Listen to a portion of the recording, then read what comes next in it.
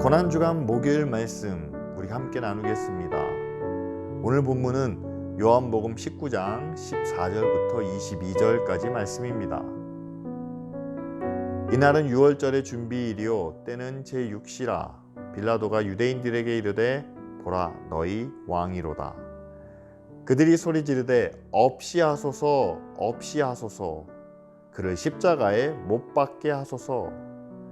빌라도가 이르되 내가 너희 왕을 십자가에 못 박으랴? 대제사장들이 대답하되 가이사 외에는 우리에게 왕이 없나이다 하니, 이에 예수를 십자가에 못 박도록 그들에게 넘겨주니라. 그들이 예수를 맡음에 예수께서 자기의 십자가를 지시고 해골, 히브리 말로 골고다이라 하는 곳에 나아가시니, 그들이 거기서 예수를 십자가에 못 박을새 다른 두 사람도 그와 함께 좌우편에 못 박으니 예수는 가운데 있더라. 빌라도가 패를 써서 십자가 위에 붙이니 나사렛 예수 유대인의 왕이라 기록되었더라. 예수께서 못 박히신 곳이 성에서 가까운 고로 많은 유대인이 이 패를 읽는데 히브리와 로마와 헬라 말로 기록되었더라. 유대인의 대제사장들이 빌라도에게 이르되 유대인의 왕이라 쓰지 말고 자칭 유대인의 왕이라 쓰라 하니, 빌라도가 대답하되 내가 쓸 것을 썼다 하니라. 빌라도가 예수님께 십자가형을 내리는 데 있어 가장 중요한 역할을 했던 것이 바로 대제사장들과 유대인의 무리가 우리에게 왕은 가이사 외에는 없습니다 라고 외친 그 한마디였습니다. 오늘 말씀에 빌라도는 예수님을 유대인의 왕이라 라고 칭합니다. 아마도 예수님 안에 왕으로서의 권세와 또한 위엄이 보이지 않았을까, 우리는 그렇게 생각을 하죠.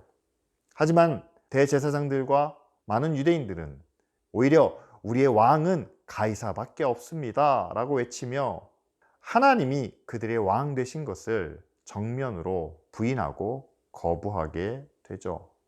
그러자 빌라도도 어쩔 수 없이 예수를 그들에게 넘겨주게 됩니다. 자신의 목적을, 그리고 자신이 생각하는 바를 이루기 위해서 왕 되신 하나님마저 부인하고, 그리고 많은 사람들을 선동해서 자기의 뜻을 이루는 그 죄의 결과가 유다와 예루살렘에 어떠한 심판과 멸망으로 돌아오는지는 우린 잘 알고 있습니다. 뿐만 아니라 아무런 정의로운 기준도 없이, 법에 따른 증인과 증거도 없이 무리들의 주장에 따라 예수 그리스도를 내어주는 빌라도의 결정은 자기의 자리가 위협받는 그런 위태로운 상황 속에서 불의와 타협하는 인간의 약한 모습을 그대로 보여주고 있습니다. 오늘 빌라도가 보여준 이 불의한 판결을 통해서 우리가 꼭 배우고 깨달아야 할 점이 있습니다.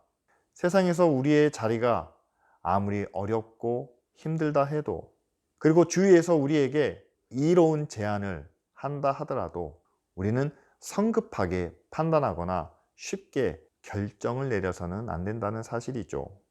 주변에서 강하게 주장하고 우리를 부추긴다고 할 때도 우리는 좀 더 꼼꼼하게 따져보며 말씀에 근거하여 충분히 생각한 후에 우리는 판단을 내려야 합니다. 왜냐하면 세상에서 좋아 보이는 것, 그리고 사람들이 좋다고 말하는 것 가운데에는 하나님의 뜻이 아닌, 그리고 하나님의 선하고 의로운 계획과는 거리가 먼 일들이 너무 많기 때문이죠. 따라서 우리는 지금 이 시대를 향한 하나님의 선하신 계획과 하나님의 의의가 어떤 모습으로 이 땅 가운데 이루어지는지 우리는 유심히 살펴보고, 또한 우리의 마음과 생각을 거기에 모아야 하겠죠. 예수님을 유대인의 왕이라 부르며 그에게 죄가 없는 것을 알면서도 유대인들의 주장에 따라 예수님을 십자가에 내어준 빌라도는 마지막 죄책감 때문이었을까요? 그 십자가 위에 나사렛 예수 유대인의 왕이라는 팻말을 써서 붙이게 됩니다. 이에 대해 대제사장들이 찾아와 유대인의 왕이 아니라 자칭 유대인의 왕으로 고쳐 쓰라고 요구하자 빌라도는 내가 쓸 것을 썼다 라고 이렇게 대답하죠. 만일 이것을 빌라도의 신앙 고백이라고 우리가 생각한다면 이 말은 정말 무책임한 신앙 고백이 아닙니까? 빌라도가 만일 예수님을 유대인의 왕으로 생각했다면 유대인의 왕으로 대우를 해줘야 되겠죠. 먼저 그를 고발했던 대제사장들과 유대인들에게 보라, 이는 너희의 왕이 아니냐 라고 말로만 하는 것이 아니라 그들을 설득하고 왕을 섬길 수 있도록 그렇게 조치를 취해야 하는 것이 아니겠습니까? 그리고 예수님께 죄가 없는 것을 알면서도 그를 모함하는 유대인들을 오히려 책망하며 그들이 온전히 왕을 섬길 수 있도록 자신의 가진 힘과 권한을 사용하는 것이 그가 고백하는 믿음을 제대로 온전히 실천하는 그런 모습이 아니겠습니까? 그런데 빌라도는 말로는 유대인의 왕이라 하면서도 유대인들로 하여금 자기의 왕을 직접 자기 손으로 십자가에 못 박도록 내어주고 있습니다.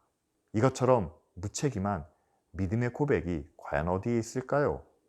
저는 이 말씀을 보면서 과연 우리는 얼마나 우리의 믿음을 책임 있게 지키고 있는지 돌아보게 되었습니다. 예수 그리스도를 나의 주, 우리는 믿음의 제자라고 말하면서 정말 예수님께서 이 땅에서 행하신 그 사랑과 희생과 헌신을 우리도 본받고 있는지, 예수님은 우리를 세상의 빛이라 또한 구원의 복음을 전하는 증거자라 말씀하셨는데 과연 우리가 얼마나 세상을 밝게 하고 복음으로 세상을 변화시키고 있는지, 믿음의 책임을 다하고 있는지 우리 자신의 모습을 돌아보게 되었습니다. 믿음으로 하나님의 자녀가 되어 하나님께 받은 은혜와 사랑과 축복을 우리가 기쁨으로 누리는 것뿐만 아니라 이제 하나님의 자녀가 된 우리가 하나님께 드릴 수 있는 영광과 찬양과 순종의 책임을 다해야 진정한 하나님의 자녀의 모습이 아니겠습니까? 이 시간 우리가 함께 기도하기를 원합니다. 믿음을 통해 하나님께 받은 구원의 은혜와 능력과 축복에 감사하며 이제는 우리가 예수 그리스도의 구원의 복음을 증거하는 제자, 그리고 우리가 믿는 것을 있는 그대로 실천할 수 있는 그런 책임 있는 하나님의 사람으로 살아가도록 이 시간 함께 기도하시겠습니다. 목요일 기도 제목 함께 나누겠습니다. 의롭고 정직한 기준에 따라 행동할 수 있도록 하나님께 구하고 바라는 믿음뿐만 아니라 자기 삶, 자기 행동에 책임지는 믿음을 가질 수 있도록, 그리고 지금 우리가 사는 이 사회의 정의와 환경 문제에 대한 책임을 다하는 그런 교회가 되도록 다 같이 함께 기도해 주시기 바랍니다.